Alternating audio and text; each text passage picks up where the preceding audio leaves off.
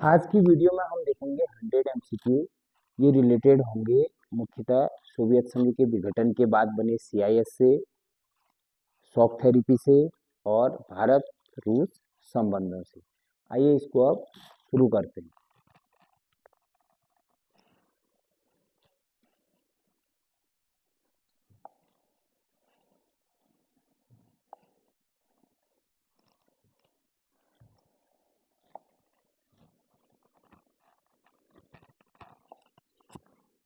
तो पहला जो हमारा जो एमसीक्यू जो होंगे वो सीआईएस से होंगे, यानी कि 1 से 30 क्वेश्चन सीआईएस से होंगे। तो सीआईएस की जो स्थापना हुई थी वो हुई थी 1991 में। स्थापना मुख्यतः जो बेलाजुआ समझौता था उसमें जो है रूस, यूक्रेन और बेलारूस साथ आए थे और 8 दिसंबर 1991 को इसे बना दिया गया। बाद में जो कार्य इसने शुरू किया था वो 21 दिसंबर 1991 से किया था। तो अगला जो प्रश्न है वो है सीआईएस का पूरा नाम क्या है। तो सीआईएस का जो पूरा नाम है वो है कॉमनवेल्थ ऑफ इंडिपेंडेंट स्टेट्स, स्वतंत्र राज्यों का राष्ट्रकुल इसे हिंदी में कह सकते हैं। अब सीआईएस के संस्थापक देश कौन थे इन ऑप्शंस में? रूस, यूक्रेन और बेलारूस। चौथा आपका क्वेश्चन है सीआईएस का मुख्यालय कहाँ पर है। तो सीआईएस का जो मुख्यालय है वो मिन्स्क में है और मिन्स्क जो है बेलारूस में स्थित है। सीआईएस का गठन किस घटना के बाद हुआ था? तो सोवियत संघ यानी कि यूएसएसआर के विघटन के बाद सीआईएस बना था। छठा आपका क्वेश्चन है सीआईएस का मुख्य उद्देश्य क्या था? सैन्य विस्तार था, सहयोग को बनाए रखना था, युद्ध था या धर्म प्रचार था? तो इसका जो मुख्य उद्देश्य था वो था सहयोग को बनाए रखना। जो यूएसएसआर से अलग जो देश हो गए थे उनके बीच में आपसी समन्वय बनाना, सहयोग बनाना इसका मुख्य उद्देश्य था। सातवां आपका क्वेश्चन है कि सीआईएस किस प्रकार का संगठन है? सैन्य, आर्थिक, सहयोगात्मक या धार्मिक? यह एक सहयोगात्मक संगठन है। इससे पहले भी यही प्रश्न पूछा गया था लेकिन उसकी जो शैली अलग थी।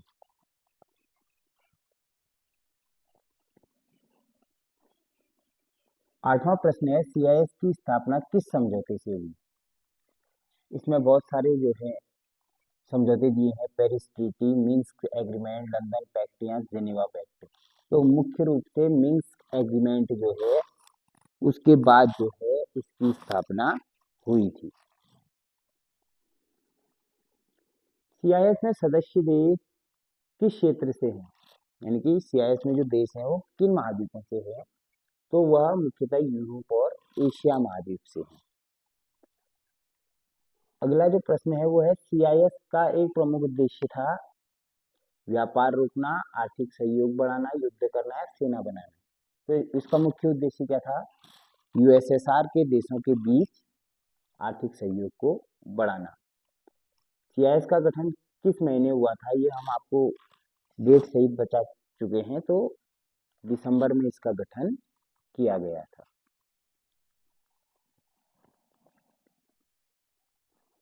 अगला जो प्रश्न है वो है सीआईएस में रूस की भूमिका क्या है? रूस एक महत्वपूर्ण इसे इसका निर्माता देश है। तो क्या है? एक प्रमुख देश है। इसका बी ऑप्शन सही होगा।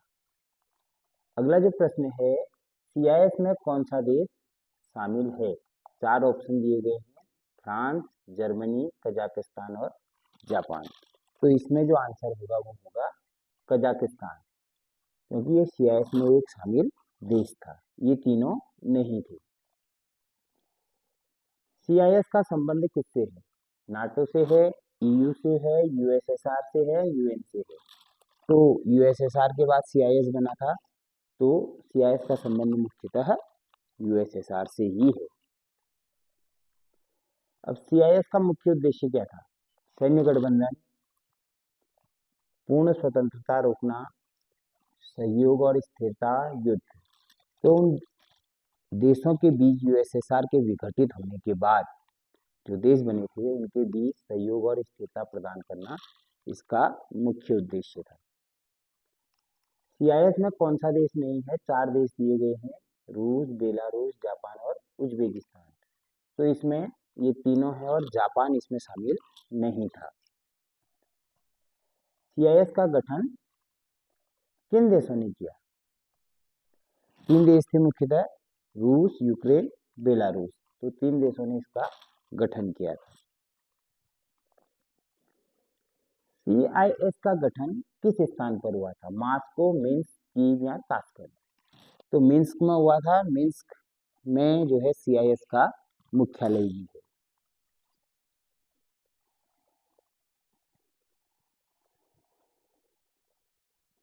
ये वही रिपीट हो गया है क्वेश्चन। सीआईएस का मुख्य उद्देश्य किस क्षेत्र में था? तो ये आर्थिक सहयोग के क्षेत्र में इसका मुख्य उद्देश्य था, ताकि इन देशों के बीच जो है आर्थिक जुड़ाव बढ़ सके। सीआईएस का गठन क्यों हुआ था? क्योंकि सहयोग बनाए रखने के लिए क्या हुआ था, इसका गठन हुआ था इन देशों के बीच, ताकि स्थिरता आए और आर्थिक रूप में ये देश उभर सके। सीआईएस के सदस्य देश किस स्थिति में थे?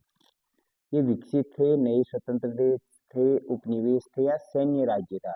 तो ये नए स्वतंत्र हुए देश थे। अब सीआईएस का मुख्यालय, ये पहले हम भी बता चुके हैं कि सीआईएस का मुख्यालय मिन्स्क में है और मिन्स्क बेलारूस में है। तो अगला जो प्रश्न है वो है, सीआईएस का मुख्य लक्ष्य क्या था? सेना बढ़ाना, आर्थिक और राजनीतिक सहयोग, युद्ध या शिक्षा? तो मुख्य जो उद्देश्य था ये सभी इसमें लिख गए हैं, आर्थिक और राजनीतिक सहयोग। सीआईएस किस प्रकार का गठबंधन है? सीआईए एक सैन्य गठबंधन नहीं था। जैसे वार्सा है, नाटो है, ये सैन्य गठबंधन थे, लेकिन सीआईएस सैन्य गठबंधन नहीं था। सीआईएस के सदस्य देश पहले किसका हिस्सा थे? ये सभी देश पहले यूएसएसआर के हिस्से थे। इसमें ऑप्शन हम नहीं पढ़ रहे क्योंकि इसमें अधिक समय लग रहा है। सीआईएस का एक कार्य क्या है? युद्ध, समन्वय, सहयोग, शिक्षा या धर्म? तो समन्वय और सहयोग इसका जो है सही उत्तर होगा। सीआईएस में शामिल देश किस महाद्वीप के हैं? तो यूरोप और एशिया के देश सीआईएस में शामिल हैं। सीआईएस की स्थापना किसके परिणाम स्वरूप हुई? तो विघटन, यानी कि सोवियत संघ के विघटन के परिणाम स्वरूप सीआईएस की स्थापना हुई थी। अगला प्रश्न ये रिपीट हो चुका है। सीआईएस का मुख्य उद्देश्य इनमें से क्या था? सैन्य शक्ति थी, आर्थिक सहयोग था, धर्म थी या शिक्षा थी? तो आर्थिक जुड़ाव या आर्थिक सहयोग इसका सही उत्तर होगा।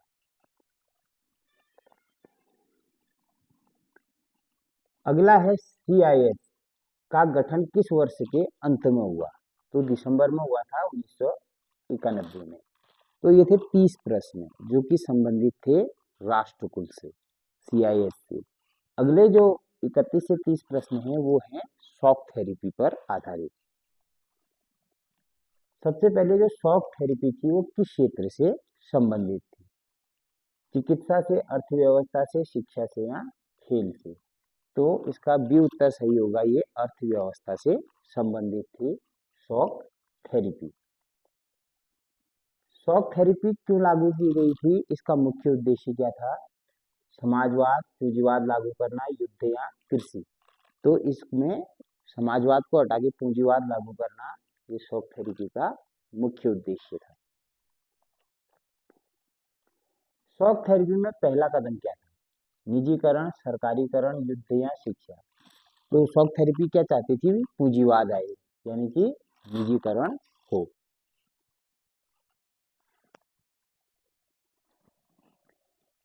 अगला जो प्रश्न है कि शॉक थेरेपी किस देश में सबसे पहले बड़े पैमाने पर लागू हुई थी यूएसएसआर के विघटन के बाद?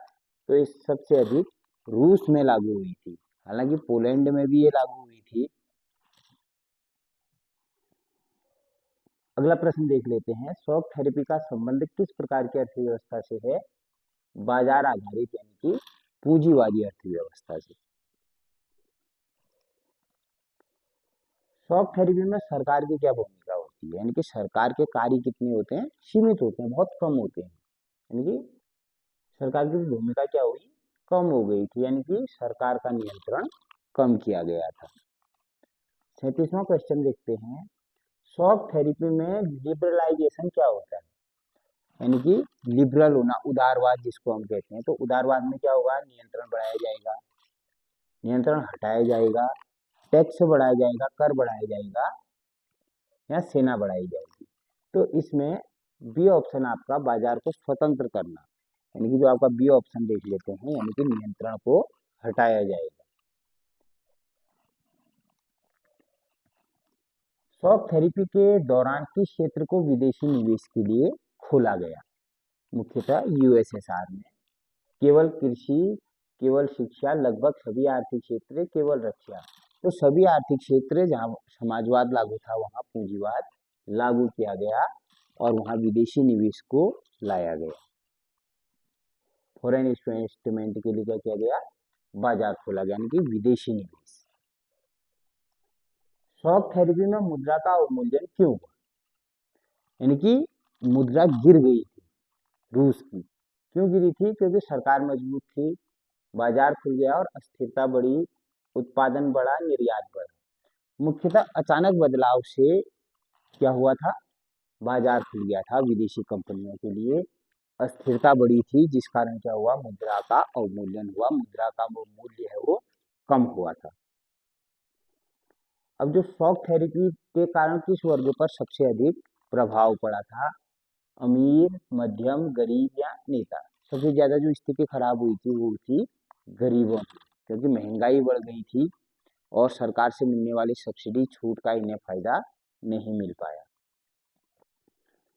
41वां आपका क्वेश्चन है, शॉक थेरेपी के दौरान फ्री मार्केट का क्या अर्थ है, मुफ्त बाजार, सरकारी बाजार, बिना नियंत्रण का बाजार या सीमित बाजार। यानी कि ये है कि बिना नियंत्रण का जो है सरकारी नियंत्रण का बाजार, ये है जो मुक्त बाजार है। शॉक थेरेपी में सब्सिडी का क्या हुआ, जो सरकार द्वारा दी जाने वाली जो सब्सिडी है उसका क्या हुआ था, बड़ी, कम हो गई या हटाई गई, समान रही या दोगुनी हुई। तो सरकार ने सहायता देना लोगों को बंद कर दिया सब्सिडी, तो क्या होगी, कम कर दी गई, इसके बाद शॉक थेरेपी के बाद।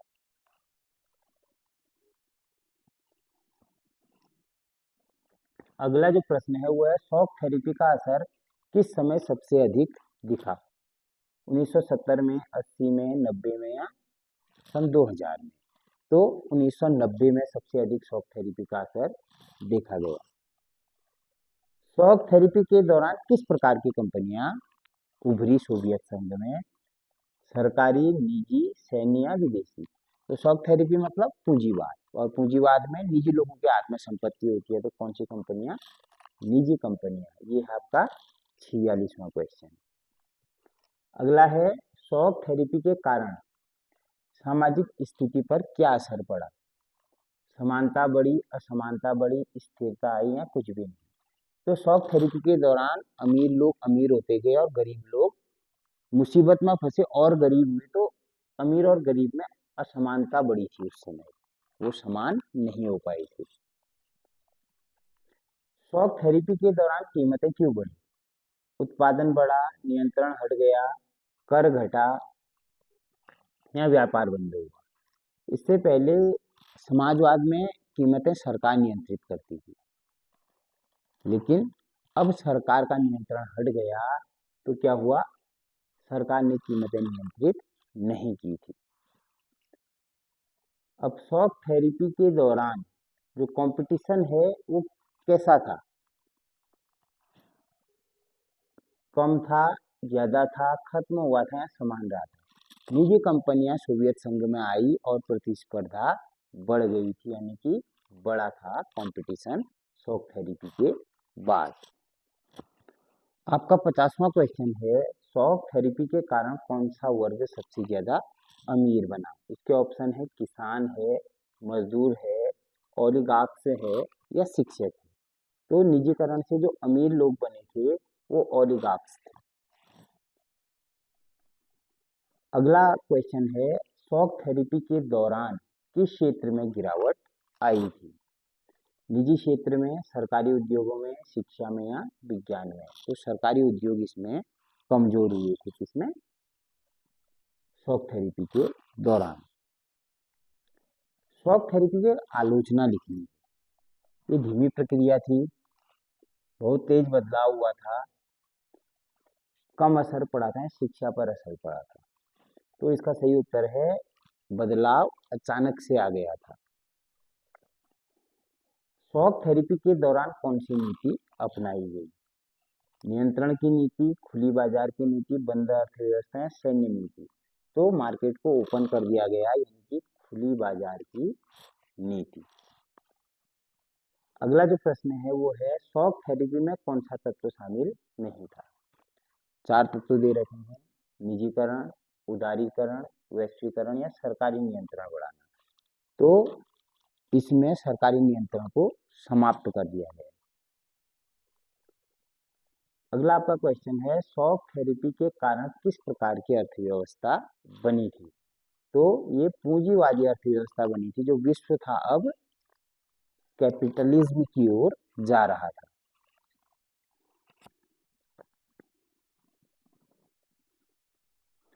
शॉक थेरेपी के दौरान इन्फ्लेशन का क्या अर्थ है? ठीक है, जो मुद्रास्फीति है उसका अर्थ क्या है? कीमत गिरना, कीमत बढ़ना, उत्पादन बढ़ना है, निर्यात बढ़ना। मुख्यतः महंगाई बढ़ना। जो इन्फ्लेशन हुआ था उससे रूसी मुद्रा का मूल्य गिर गया था, तो इसमें कीमत बढ़ गई थी। शॉक थेरेपी के कारण लोगों की बचत पर क्या असर पड़ा? तो बचत अब क्या होगी? धीरे धीरे समाप्त हो जाएगी, खत्म या कम हुई, क्योंकि महंगाई बढ़ गई थी और जो लोग थे अपनी बचतों पर ही निर्भर थे। अगला क्वेश्चन है, शॉक थेरेपी के दौरान बेरोजगारी क्यों बढ़ी? शिक्षा बढ़ी, उद्योग बंद हुए, सरकार मजबूत हुई या उत्पादन बढ़ा? तो शॉक थेरेपी में निजीकरण से लोगों की नौकरियां गई थी, जिस कारण क्या हुए थे? उद्योग भी क्या हुए थे? बंद हुए थे। शॉक थेरेपी का संबंध किससे है? मुख्यतः जो शॉक थेरेपी है वो आर्थिक क्षेत्रों से संबंधित है, यानी आर्थिक परिवर्तनों से संबंधित है। अगला आपका क्वेश्चन है, शॉक थेरेपी का दीर्घकालिक उद्देश्य क्या था? अस्थिरता, आर्थिक विकास, युद्ध या गरीबी? तो लंबी अवधि का जो विकास होगा उसका जो है मॉडल था शॉक थेरेपी। इसे IMF और वर्ल्ड बैंक ने मिलकर दिया था। ये हो गए हमारे 60 क्वेश्चन। ये जो 30 से 60 क्वेश्चन थे वो हमारे बेस्ड थे शॉक थेरेपी से। अब 60 to 100 क्वेश्चन हमारे मिक्स्ड होंगे CIS और भारत रूस संबंध पर। इस पर नजर डालते हैं।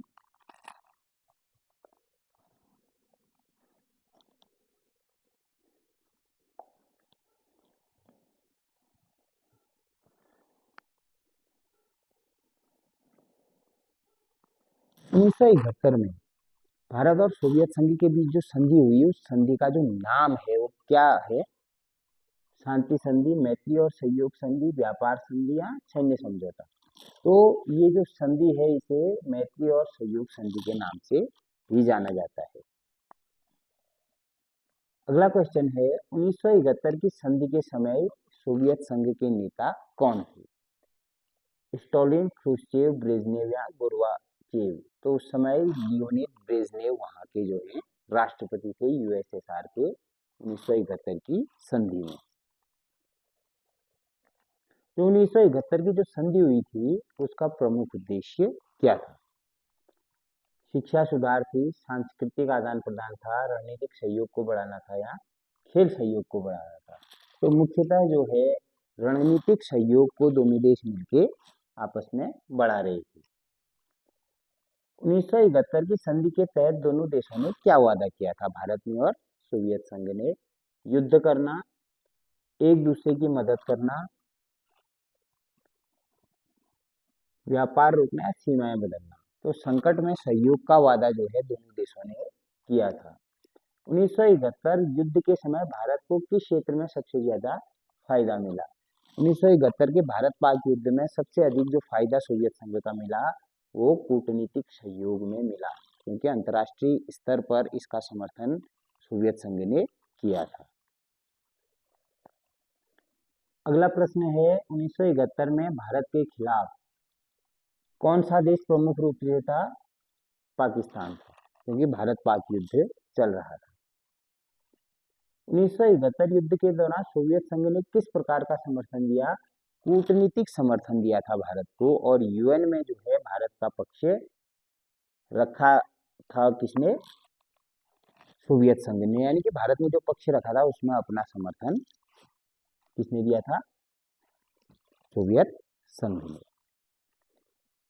भारत रूस संबंध में कौन सा क्षेत्र पुराना है? पर्यटन, रक्षा सहयोग, खेल या संस्कृति? ये है रक्षा सहयोग। रक्षा सहयोग बहुत समय से जो है हमारे सोवियत संघ के साथ चल रहे थे। भारत रूस के बीच किस प्रकार का सहयोग अंतरिक्ष में हुआ था? उपग्रह लॉन्च सहयोग, खेती, व्यापार या पर्यटन? जो सबसे अधिक जो सहायता हुई थी भारत के अंतरिक्ष क्षेत्र में वो सोवियत संघ द्वारा हुई थी उपग्रह लॉन्च के सहयोग में। भारत रूस संबंध में ऊर्जा सहयोग किससे जुड़ा है? तेल और गैस से जुड़ा है, यानी कि ऊर्जा की साझेदारी दोनों देश अब करेंगे। अगला है भारत और रूस किस प्रकार का साझेदार है? विरोधी है, रणनीतिक है, तटस्थ है या अस्थायी है? ये रणनीतिक साझेदार थे।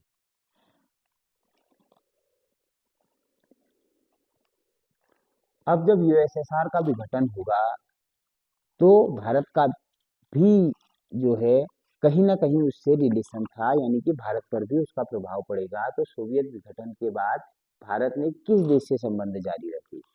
तो हमने रूस से संबंध जारी रखे, क्योंकि रूस ही जो है सोवियत संघ का उत्तराधिकारी था।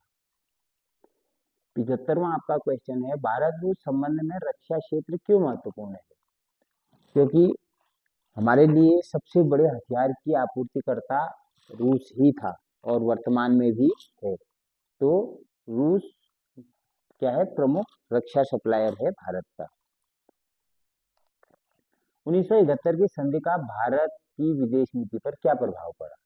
तो यह और मजबूत हुई थी सोवियत संघ के साथ। अब सीआईएस में रूस की भूमिका क्या थी? अभी सीआईएस का क्वेश्चन आ गया है। तो रूस इसका एक नेतृत्वकारी देश था, यानी कि उसी के नेतृत्व में ये बना था। अब सीआईएस का मुख्य उद्देश्य, कई बार आ गया है सवाल, सहयोग और समन्वय। सीआईएस का गठन किन देशों ने मिलकर किया था? रूस, यूक्रेन और बेलारूस। इसको एक क्वेश्चन भी कई बार आ चुका है। सीआईएस का प्रमुख लक्ष्य क्या था?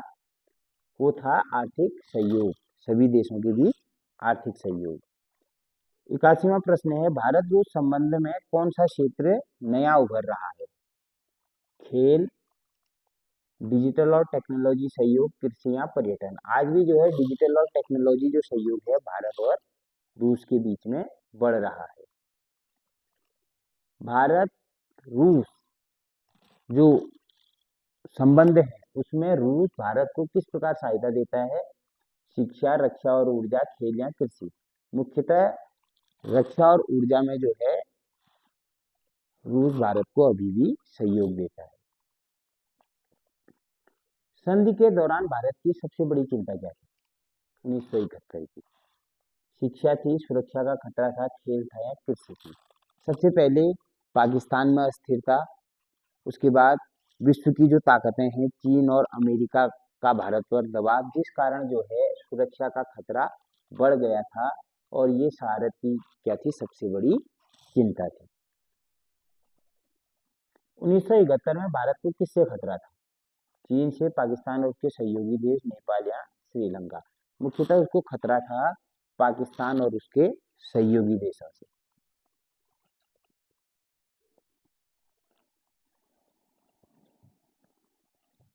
अब एक सीआईएस से संबंधित प्रश्न है। सीआईएस के गठन का एक कारण क्या था? युद्ध था, स्थिरता बनाए रखना था, शिक्षा था या धर्म थी? तो विघटन के बाद स्थिरता बनाए रखना इसका क्या था, एक कारण था। एक कमजोर पक्षी भी पूछा है सीआईएस का। सीआईएस का कमजोर पक्षी क्या है? मजबूत सेना, कमजोर एकता, आर्थिक शक्ति या शिक्षा। देखिए इसमें कमजोर एकता थी, क्योंकि सोवियत संघ से अलग होने के बाद सभी देशों ने अपनी अलग अलग नीतियां बनाने शुरू कर दी, तो दोनों में हम देखें तो क्या है, कमजोर एकता, यानी कि सदस्य देशों के बीच कमजोर एकता थी। भारत रूस का संबंध किस प्रकार से है? विरोध, सहयोगात्मक, प्रतिस्पर्धी और अस्थायी। ये तो क्या है, सहयोग पर आधारित है भारत और रूस का संबंध। अब रूस किसका उत्तराधिकारी है? नाटो का, यूएसएसआर का,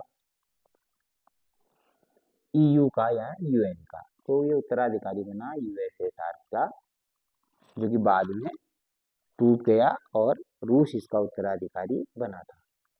1971 संधि के कारण भारत को क्या मिला? आर्थिक नुकसान हुआ, अंतर्राष्ट्रीय समर्थन मिला, अलगाव मिला, युद्ध मिला। भारत को एक कूटनीतिक लाभ मिला और अंतर्राष्ट्रीय समर्थन सोवियत संघ का भारत को प्राप्त हुआ। भारत रूस संबंध का आधार क्या था? युद्ध, विश्वास और सहयोग, प्रतिस्पर्धा या अलगाव। यह संबंध विश्वास और भरोसे पर आधारित था, जिसमें सोवियत संघ ने भारत की जो है सहायता अंतर्राष्ट्रीय स्तर पर भी की थी। सीआईएस का संबंध किस क्षेत्र से है? ये रिपीट हो गया है क्वेश्चन। तो मुख्यतः यूरोप और एशिया के देशों ने मिलकर सीआईएस बनाया था, उसमें जो है सहयोग किया था। सीआईएस का गठन किस वर्ष हुआ था? ये हम बता चुके हैं, 1991। अगला है, भारत रूस संबंध में कौन सा क्षेत्र शामिल है? रक्षा, ऊर्जा, अंतरिक्ष या सभी। यानी ये संबंध एक ही तरह के नहीं है, भारत और रूस के भी बहुआयामी संबंध है, यानी कि ये सभी। 1971 संधि का प्रभाव किस युद्ध में दिखा था? भारत पाक 1971 के युद्ध में, जिसमें पूर्वी पाकिस्तान को अलग करके एक नया देश बना दिया गया। रूस भारत का कौन सा साझेदार है? किस प्रकार का साझेदार है? आर्थिक, रणनीतिक, रक्षा या सभी? तो इसका आंसर है सभी।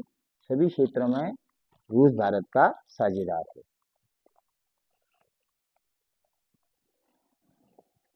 अगला प्रश्न है, सीआईएस का गठन क्यों महत्वपूर्ण था?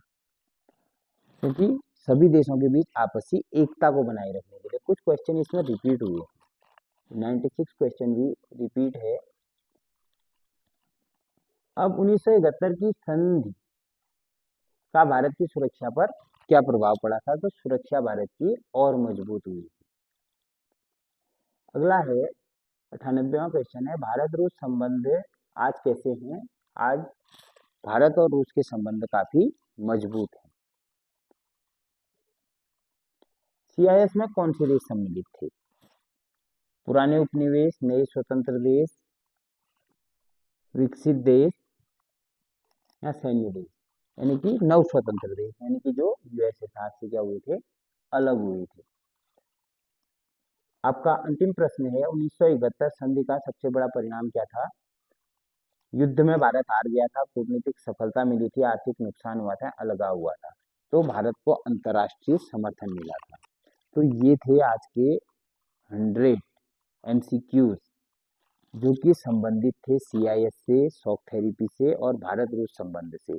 कुछ प्रश्नों में दोहराव हो सकता है, लेकिन आप कोशिश करें कि अधिक से अधिक प्रश्न आप लिखें और उसका अध्ययन करके उसे पुनरावृत्ति करें, रिवाइज करें उसको, तो आपको जो है जितनी भी चीज़ें यहाँ पर बताई गई है वो आ जाएंगी।